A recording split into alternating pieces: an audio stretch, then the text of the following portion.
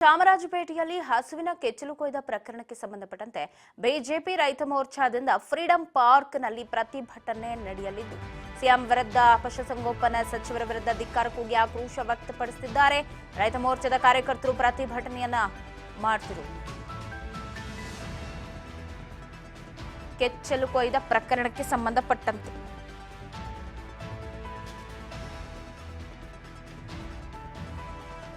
CM ವಿರುದ್ಧ ಪಶುಸಂಗೋಪನೆ ಸಚಿವರ ವಿರುದ್ಧ ಧಿಕ್ಕಾರವನ್ನ ಕೂಗ್ತಿದ್ದಾರೆ. ಇತ್ತೀಚೆಗೆ ಸೈಯದ್ ನಸ್ರು ಹಸುವಿನ ಕೆಚ್ಚಲನ್ನ ಕೊಯ್ದ ಪ್ರಕರಣಕ್ಕೆ ಸಂಬಂಧಪಟ್ಟಂತೆ ಆಕ್ರೋಶ ವ್ಯಕ್ತವಾಗಿದೆ.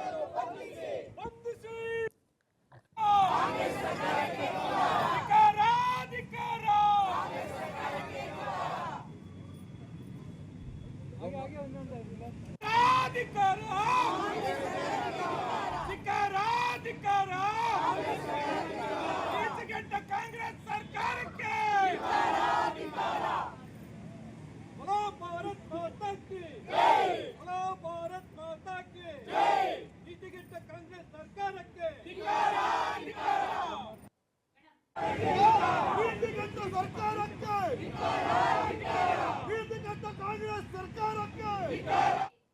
ಇವಾಗ ಮತ್ತಷ್ಟು ಅಪ್ಡೇಟ್ಸ್ ಅನ್ನ ಕೊಡ್ತಾರೆ ಪ್ರತಿನಿಧಿ ರೇಣುಕಾ ಫೋನ್ ಸಂಪರ್ಕದಲ್ಲಿದ್ದಾರೆ.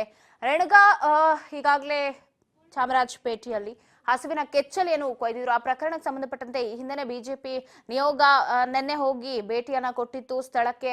ಸೊ ಅಲ್ಲಿ ಸಂಕ್ರಾಂತಿಯನ್ನ ಕೂಡ ಹಸುವಿನ ಜೊತೆಗೆ ಆಚರಣೆಯನ್ನ ಕೂಡ ಮಾಡಿದ್ರು. ಇವತ್ತು ಪ್ರತಿಭಟನೆ ಕೂಡ ಮಾಡ್ತಿದ್ದಾರೆ. ಅವ್ರ ಜೊತೆಗೆ ವಿವಿಧ ಸಂಘಟನೆಗಳು ಕೂಡ ಕೈ ಜೋಡಿಸಿದೆ. ಸದ್ಯದ ಅಪ್ಡೇಟ್ಸ್. ಪವಿತ್ರ ಏನು ಚಾಮರಾಜಪೇಟೆಯಲ್ಲಿ ನಡೆದಂತಹ ಘಟನೆಗೆ ಸಂಬಂಧಪಟ್ಟಂತೆ ಈಗಾಗಲೇ ಈ ಒಂದು ಘಟನೆ ವಿರುದ್ಧ ಬಿಜೆಪಿ ನಾಯಕರು ಕೂಡ ಸಾಕಷ್ಟು ಒಂದು ವಿರೋಧವನ್ನು ಕೂಡ ವ್ಯಕ್ತಪಡಿಸಿರುವಂತದ್ದು. ಈ ಸಂಬಂಧ ಯಾರೆಲ್ಲ ಈ ಒಂದು ಪ್ರಕರಣದಲ್ಲಿ ಸಿಲುಕಿಕೊಂಡಿದ್ದಾರೆ, ಈಗಾಗ ಯಾರನ್ನ ಅರೆಸ್ಟ್ ಮಾಡಿದ್ದಾರೆ, ಅವರಿಗೆ ಯಾರೆಲ್ಲ ಸಹಕಾರ ಕೊಟ್ಟಿದ್ದಾರೆ, ಅವರ ಹಿಂದೆ ಯಾರಿದ್ದಾರೆ, ಯಾಕೆಂತಂದ್ರೆ ಈ ಒಂದು ಕೃತ್ಯ ಮಾಡ್ಲಿಕ್ಕೆ ಒಬ್ಬರಿಂದ ಸಾಧ್ಯ ಆಗಲ್ಲ. ಹಾಗಾಗಿ ಯಾರೆಲ್ಲ ಈ ಕೃತ್ಯದಲ್ಲಿ ಭಾಗಿಯಾಗಿದ್ದಾರೆ ಅವ್ರಿಗೆಲ್ಲವೂ ಕೂಡ ತಕ್ಕ ಶಿಕ್ಷೆ, ಕಠಿಣ ಶಿಕ್ಷೆ ಆಗ್ಲೇಬೇಕು ಅಂತ ಹೇಳಿ ಕೂಡ ಈಗಾಗಲೇ ಬಿಜೆಪಿ ನಾಯಕರು ಒತ್ತಾಯಿಸಿ ಸರ್ಕಾರಕ್ಕೂ ಕೂಡ ಸಾಕಷ್ಟು ಒಂದು ಒತ್ತಾಯವನ್ನು ಕೂಡ ಮಾಡಿರುವಂತದ್ದು. ಇದರ ಬೆನ್ನೆಲ್ಲ ನಿನ್ನೆಯೂ ಕೂಡ ಒಂದು ಹಸು ಮಾಲೀಕರ ಒಂದು ನಿವಾಸಕ್ಕೂ ಕೂಡ ಭೇಟಿ ಕೊಟ್ಟು ಅವರಿಗೆ ಪರಿಹಾರ ಧನ ವಿತರಣೆ ಜೊತೆಗೆ ಹಸುವನ್ನು ಕೂಡ ನೀಡಿರುವಂತದ್ದು. ಇದಾದ ಬೆನ್ನೆಲ್ಲೂ ನಿನ್ನೆಯೂ ಕೂಡ ವಿಪಕ್ಷ ನಾಯಕರಾದಂತಹ ಆರ್ ಅಶೋಕ್ ಅವರು ಕೂಡ ಒಂದು ಬೃಹತ್ ಆದ ಪ್ರತಿಭಟನೆಗೂ ಕೂಡ ನಿನ್ನೆ ಕರೆಯನ್ನು ಕೂಡ ಕೊಟ್ಟಿದ್ರು. ಇದ್ರ ವಿರುದ್ಧವಾಗಿ ತನಿಖೆ ಆಗ್ಲೇಬೇಕು, ಯಾರಿಗೆಲ್ಲ ತಪ್ಪಿತಸ್ಥರಿದ್ದಾರೆ ಅವ್ರಿಗೆ ಶಿಕ್ಷೆ ಆಗ್ಬೇಕು, ಇಲ್ಲವಾದ್ರೆ ರಾಜ್ಯಾದ್ಯಂತ ಹೋರಾಟ ಮಾಡ್ಬೇಕಾಗುತ್ತೆ ಅಂತಕ್ಕಂಥ ಕರೆಯನ್ನು ಕೂಡ ಕೊಟ್ಟಿದ್ರು. ಅದರಂತೆಯೂ ಕೂಡ ಇಂದು ಬೆಂಗಳೂರಿನ ಫ್ರೀಡಂ ಪಾರ್ಕ್ ನಲ್ಲೂ ಕೂಡ ಬಿಜೆಪಿಯ ರೈತ ಮೋರ್ಚಾ ವತಿಯಿಂದ ಒಂದು ಪ್ರತಿಭಟನೆಯನ್ನು ಕೂಡ ಹಮ್ಮಿಕೊಂಡಿದ್ರು. ಈ ಒಂದು ಸಂದರ್ಭದಲ್ಲೂ ಕೂಡ ಸರ್ಕಾರದ ವಿರುದ್ಧ ಮತ್ತೆ ಸಿಎಂ ಸಿದ್ದರಾಮಯ್ಯ ಮತ್ತೆ ಪಶುಸಂಗೋಪನಾ ಸಚಿವ ವೆಂಕಟೇಶ್ ಅವರ ವಿರುದ್ಧವೂ ಕೂಡ ಸಾಕಷ್ಟು ಒಂದು ಆಕ್ರೋಶವನ್ನು ಕೂಡ ವ್ಯಕ್ತಪಡಿಸಿದ್ರು.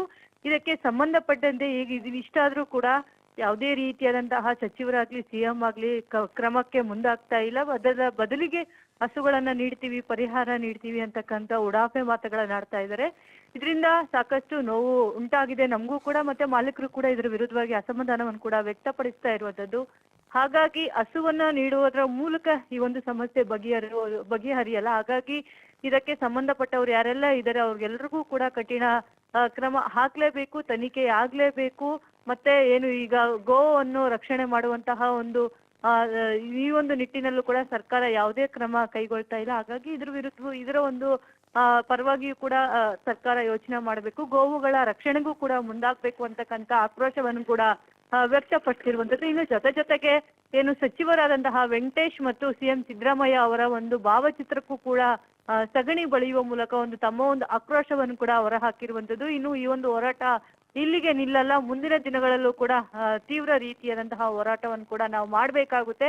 ಹಾಗಾಗಿ ಅತಿ ಶೀಘ್ರದಲ್ಲೇ ಯಾರೆಲ್ಲ ಈ ಒಂದು ಪ್ರಕರಣದಲ್ಲಿ ಭಾಗಿಯಾಗಿದ್ದಾರೆ ಅವ್ರಿಗೆಲ್ರಿಗೂ ಕೂಡ ಶಿಕ್ಷೆ ಆಗ್ಬೇಕು, ಈ ಒಂದು ಪ್ರಕರಣ ಉನ್ನತ ಮಟ್ಟದಲ್ಲಿ ತನಿಖೆ ಆಗ್ಲೇಬೇಕು ಅಂತಕ್ಕಂಥ ಆಗ್ರಹವನ್ನು ಕೂಡ ಇದೀಗ ಬಿಜೆಪಿ ಅವರು ಆಗ್ರಹಿಸ್ತಾ ಇರುವಂತದ್ದು. ಪವಿತ್ರ. ರೇಣುಕಾ, ಇನ್ನೊಂದು ಕಡೆ ಏನು ಸಿದ್ದರಾಮಯ್ಯನವರಾಗಿರ್ಬೋದು ಅಥವಾ ಪಶು ಸಂಗೋಪನಾ ಸಚಿವರಾಗಿರ್ಬೋದು ಅವರ ವಿರುದ್ಧ ಅಲ್ಲದೆ ಇಡೀ ಸರ್ಕಾರನೇ ಎಲ್ಲೋ ಗೋವುಗಳನ್ನ ಈ ರೀತಿ ಕೆಚ್ಚಲು ಕೊಯ್ದ್ರು ಕೂಡ ಯಾವುದೇ ತನಿಖೆಯನ್ನ ಮಾಡ್ಲಿಲ್ಲ ಅಥವಾ ಅದ್ ಯಾರು ಅನ್ನೋದು ಕಂಡುಹಿಡಿಯಲಿಕ್ಕೂ ಕೂಡ ಅವ್ರಿಗೆ ಆಗ್ಲಿಲ್ಲ.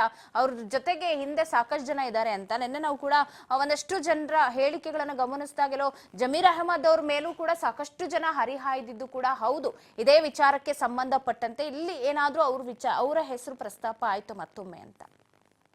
ಹೌದು ಪವಿತ್ರ, ಏನು ಈಗಾಗ್ಲೇ ಆ ಒಂದು ಚಾಮರಾಜಪೇಟೆ ಒಂದು ಭಾಗದಲ್ಲೂ ಕೂಡ ಈಗಾಗ್ಲೇ ಜಮೀರ್ ಅವರ ಬ್ರಿಗೇಡ್ ಇಂದ ಒಂದು ಸಮುದಾಯದವರು ತಮ್ಮದೇ ಒಂದು ಒಂದು ತಂಡವನ್ನು ಕಟ್ಕೊಂಡು ಈ ರೀತಿಯಾದಂತಹ ಘಟನೆಗಳಿರ್ಬೋದು, ರೌಡಿಸಂಗಳಿರ್ಬೋದು, ಅನೈತಿಕ ಚಟುವಟಿಕೆಗಳಲ್ಲೂ ಕೂಡ ಸಾಕಷ್ಟು ಜನರು ಭಾಗಿಯಾಗಿದ್ದಾರೆ.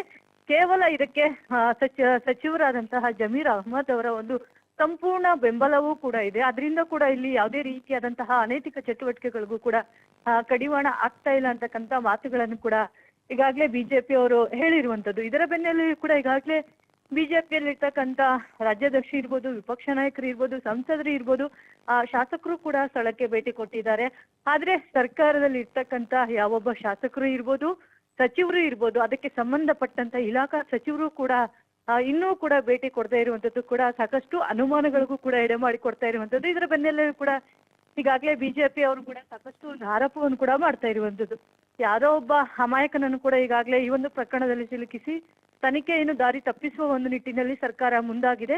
ಹಾಗಾಗಿ ಒಬ್ಬ ಬೇರೆ ವ್ಯಕ್ತಿಯನ್ನು, ಬಿಹಾರದ ವ್ಯಕ್ತಿಯನ್ನು ಕರ್ಕೊಂಡು ಬಂದು ಈಗ ಸದ್ಯ ಅರೆಸ್ಟ್ ಮಾಡಿ ಈ ಒಂದು ಪ್ರಕರಣವನ್ನು ಇಲ್ಲಿಗೆ ಮುಚ್ಚಿ ಹಾಕ್ಬೇಕು ಅಂತಕ್ಕಂಥ ಪ್ರಯತ್ನವನ್ನು ಕೂಡ ಮಾಡ್ತಾ ಇದ್ದಾರೆ ಅಂತ ಹೇಳಿ ಕೂಡ ಈಗಾಗಲೇ ಆರೋಪ ಮಾಡ್ತಾ ಇರುವಂತದ್ದು. ಅದಕ್ಕೆ ಪೂರಕವಂತೆಯೂ ಕೂಡ ಸರ್ಕಾರ ಇದೀಗ ನಡೆದುಕೊಳ್ತಾ ಇರುವುದು ಎಲ್ಲ ಒಂದ್ ಕಡೆ ಅನುಮಾನಕ್ಕೂ ಕೂಡ ಸಾಕಷ್ಟು ಎಡೆ ಮಾಡಿಕೊಡ್ತಾ ಇದೆ. ಈ ಒಂದು ಪ್ರಕರಣವನ್ನು ಸರ್ಕಾರವೂ ಕೂಡ ಗಂಭೀರವಾಗಿ ಪರಿಗಣಿಸಿಲ್ಲ ಅಂತಕ್ಕಂಥ ಅನುಮಾನಗಳು ಕೂಡ ಸದ್ಯ ಶುರುವಾಗಿರುವಂತದ್ದು. Pavitra, thank you Renu.